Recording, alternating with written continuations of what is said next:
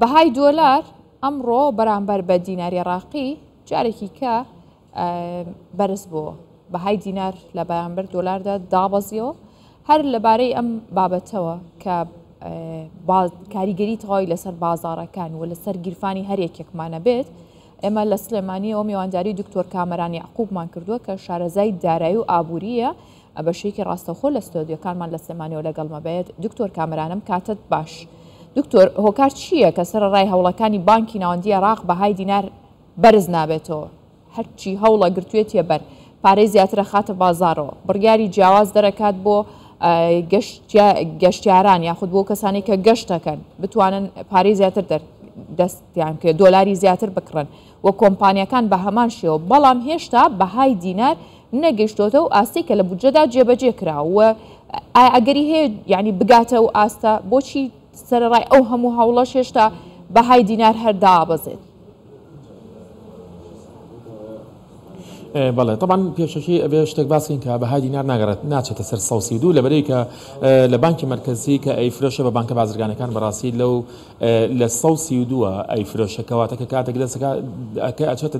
یا ئاگاتە دەستی بازرگانان بە 132 ناگاتە بازرگانان، یعنی ئێمە هیوادارین کە بێتە سەر لە بینی 35 بۆ 30 بەڵام هێشتا هەر ناگاتە سەر 35 بۆ 30 بۆچی؟ لەبەری کە ئەو بڕەپارەی کە ئەی خاتە ڕوو لەلایەن بانکی مرکزیەوە بۆ دوو هۆکارەگەڕێتەوە، یا ئەوەی ئەو بڕەپارێ ڕاز نییە کە پێشێش 11 2022 بەڕاستی بۆ بڕەپارەی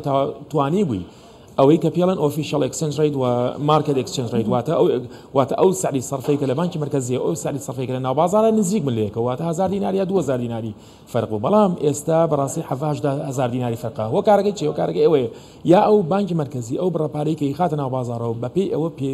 یعنی ئەو داتای ڕاز نییە، یان ئەوەیە مەنی سەپلای خستنە عەرض نەقد، یعنی خستنە ڕووی دیناری عێراقی قەبارەکەی یەکجار زۆرە و تەختیەی 230 میلیۆن دلار 240 میلیۆن دلار لە ڕۆژەکان نایکات. کەواتە بۆ چارەسەرکردنی ئەم کێشەیە ئەبێ چی بکات؟ ئەبێ بڕی قەبارەی دۆلار بگەینتە 300 میلیۆن دلار یا 350 میلیۆن دلار یان تەنانەت 400 میلیۆن دلاریش بۆی کە سەحبی ئەو عەرزی نەقدە بکە، عەرزی نەقدی عێراقی بکە، بیخاتەوە ناو بانکی مرکزی و کەمێک تەوازن لە نێوان دینار و دۆلار تەوازن دروست کاتەوە. باشە دکتۆر کامەران، ڕاوبۆچوونیەوە لەسەرەوەیە گەر عەرزی زیاتر بکاتەوە بەهای دۆلار بەرامبەر بە دینار نزیکە بێتەوە، بەڵام ڕۆژانە زیاتر لە 200 میلیۆن ینی دۆلاریش 200 میلیۆن دلار زیاترە خاتە بازارەوە، وەکوتان گومانتان هەیە لەو ژمارەیە لەوانەیە فعلی نەبێ. باشە گەرنتی هەیە گەر زیاتر لە 300 میلیۆن دلار خاتە بازارەوە ئیدی بەهای دینار بەرز بێتەوە و نزیک بێتەوە، ینی ئەوەندە نزم نەبێ بەراورد بە دۆلار؟ بەڵێ ئەگەر زیاتر لە 300 میلیۆن دلار بخاتە بازارەوە ئەو کاتە سوکە تەوازنێک لە نێوان دینار و دۆلارە ئەبێ، بەڵام هەر گەرنتی نییە. با بزانین هۆکارەکەی چیە؟ هۆکارەکەی دیسانەوە ئابووریە و تێکەڵ بە سیاسەتی بکەین. بۆچی؟ لەبەرەوەی کە ئێمە کاتێکە دوو شەرت هەیە بۆی کە بەهای دۆلار یا بەهای دینار یا با بڵێن ئەوەی کە پێڵەن 100 دلار بچێتە 135,000 ئەبێ ئەم دوو شەرتی تیابێ. یەکەم ئەوەیە پێویستە بازرگانان پلاتفۆمی بانکی مرکزی عێراقی بەکاربێنن کە ئێستا لە 180 بەکاری نایەنن. خاڵی دووەم ئەوەیە پێویستە بازرگانی لەگەڵ نێوان ئەو دەوڵەتانە بپچڕێنن کە ئەمریکا معارەزەیە لەسەرن. ئەم دوو شەرتە شرطی سەرەکین کە پێویستە جێبەجێ کرێ بۆ دابەزین. ئەگەر لە ڕۆژە لە ڕۆژان ئەم دوو شەرتە جێبەجێ بکرا ئەوە دڵنیابن لەوەی کە دۆلاردا یعنی با بڵێن بەهای دینار عێراقی بەرز دەبێتەوە یا 100 دلار ئەبێ بە 100 چەند 134 یا 135 یا 133 یا 137 لە دوور بنە. ئەگەر دوو شەرتە شەرتێکەوەیە کە بازرگانی لەگەڵ ئێرانە کەم کاتەوە. بۆچی بازرگانی لەگەڵ ئێرانە کەم کاتەوە؟ ئێمە بێ تەفاسیلەکەی باسکەین. تەفاسیلەکەی ئەوەیە کە کاتێک بازرگانان تیجارەت لەگەڵ ئێرانە ئەکەن حتمەن باڵانس بەلای ئێرانە ئەشکێتەوە، واتە ئێمە زۆرتر ئیسراد دەکەین و لەوەی تەزیری بکەین. ئێمە شتێک تەزیر ناکەین بۆ ئێران و ئیسراد یەکەین کە کاتێک تۆ ئیسراد یەکەی کەواتە بازرگان نیە ناو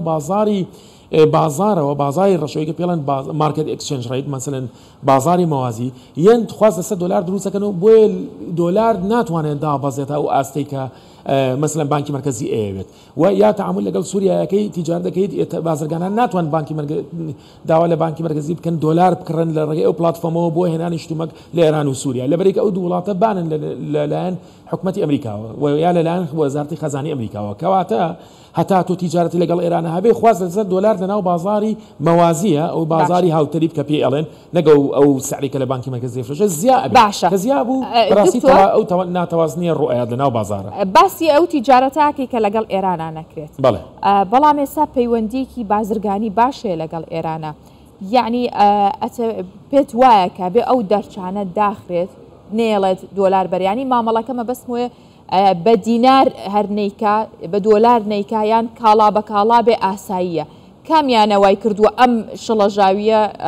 دروست بکە هەر ئەم ڕۆژ ڕێکەوتن کە نەوت بەرامبەر بە گازی سروشتی بگۆڕنەوە یعنی ئەمە ئاساییە بەڵام پێ وایە بە دۆلارەکە نەکرێ باشترە بەڵێ طبعا تۆ نەوت بە ئێم ئەو تیجارتی کە عملی مقایەوە لە نێوان ئێران و عێراق هەبێت ئەگەر شتی وا هەبێت بەڕاستی حکوومەتی سوودانی محاولە ئەکا کە گازی سروشتی بۆ بەرهێنانی کارەبا لە قەتەر و سعودیەوە بێنە مەسەلەن ئێستا محاولەیەکی زۆر لەوە ئەکرێت کە پێش بە ئێران کەمتر بەسن و ئەمە سیاسەتی ئەمریکا بەرامبەر بە عێراق کە پێویستە تیجارەتی بەلایەنێکەوە تیجارەت لەسەر ئاسی دەوڵەت بۆ سنن تیجارەت لەسەر ئاسی دەوڵەت کڕینی کارەبا و هەروەها کڕینی گازی سروشتیە کە پارێکی زۆر بینیتان 10 میلیارد دلار چوو بۆ ئێران لەبەرەی کە لە 5 ساڵی ڕابردووە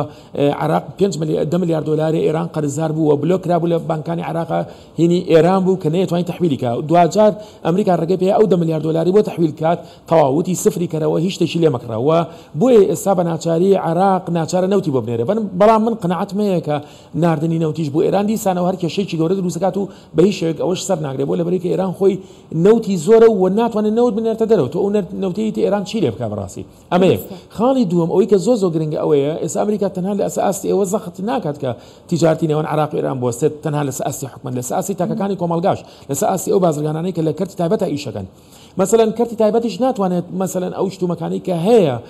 لە ئێرانەوێنێ بەدیلێکی تر بدۆزێتەوە ئەگە بەدیلی تر هەیە بەڵام ئاسی گشتی نرخەکان بەرزەکاتەوە لەبەرەوەی کە ئەگەر تۆ ئاڕاستی تیجارەت لە ئێرانە بگۆڕی بۆ وڵاتانی تر ئەو کاتە ئەمریکا دۆلارێکی زۆرتر هاتێت کە تۆ بیخەیتە بازارەوە ناتوانێت 350 میلیۆن دلار بخاتە بازارەوە بۆ لەبەرەی کە ئەمریکا نایەڵێت دکتۆر ئێوە باسیوەتان کرد کە ئەو 200 میلیۆن دلاری کە خاتە بازارەوە بانکی مرکزی ڕاست نین باشە با من و تۆ باسیەوە بکەین ئەگەر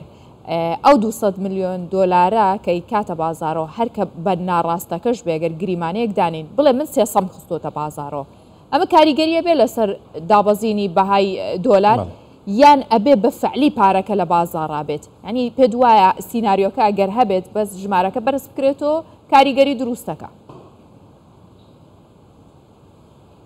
نەخێر بە هیچ کاریگەری دروست نەکە لەبەرێک کاتێک ئەڵێ 250 ئێمە وتمان یەکێک لە ئەگەرەکانەوەی کە ئەو داتایانە ڕاست نەبن ئەگەر داتاکە ڕاست بێت کەواتە مەنی سەپلای زیاد یعنی دوان یەکێک لەو دوو ڕێگەیە ڕێگەی سێم نیە بەڵام من ئەوەی کە جێگی تێبینیە بۆیە ئەڵێم گومانم هەیە لەو داتانە لەبەرێک کە پێش یەکی 11 2022 یعنی 200 میلیۆن دلاری خستە بازارەوە هیچ مشکلێمان نەبووە تا 8 مانگ نەمەوە پێش 200 میلیۆن دلاری خستە بازار هیچ مشکلێمان نەبوو جاری وا بوو ڕۆژێ بوو 180 میلیۆن دلار جاری وا بوو 250 میلیۆن دلار ئێستا هیچ ڕۆژێک نەبووە 200 میلیۆن دلار کەمتر بخاتە بازارەوە هەمیشە ئەمڕۆ 230 میلیۆن دلاری خستۆتە بازارەوە ئێ باشە بۆ دانابەزێ خۆ تۆ بڵێ لەیەکی 11 تا ئێستا مەنی سەپلای ئەوەنە زیای کرد بێت خستنەڕۆی دیناری عراقی بۆ ڕادەیە زیای کرد بێت نەخێر بۆ ڕادەیە زیای نەکردووە مەنی سەپلای یا خستنەڕۆی دیناری عراقی لە دوای ساڵی 2007 زیای کردووە بەڵام بۆچی لە 6 مانگەیە هین بوو نەتیجەی هەبوو بۆچی مەسەلەن کاریگەری هەبوو یعنی ئەمە جێگەی پرسیارەکەی بۆیە من گومانم هەیە لەوەی کە ئەو داتایە بە تەواوەتی ڕاست نەبێت خۆ ئەگەر ڕاست بێت کەواتە ئەو کێشەیەمانەیە کێشەی بازرگانان کە پێویستە بازرگانان بێن لە ناو پلاتفۆمەکەیە لە ناو ئەو سیستەمەیە بێن چی بکەن بێن مثلا بێن داخلی ئەو سیستەمە بن و دۆلار بکڕن بەڵام بازرگانانی ئێران و سووریا و نەیجیریا و رووسیا و هەنێ لە دەوڵەتانی تر بۆیان نییە لەو سیستەمە بیکڕن لەبەرەوە هەر کێشەمان بۆ دروست دەبێت باشە دکتۆر کامەران یعقوب شارەزای دارایی و ئابووری لە سلێمانیەوە لەگەڵم بووی سوپاس بۆ گفتوگۆیی کە کردمان لەسەر بەهای دینار بەرامبەر بە دۆلار سوپاس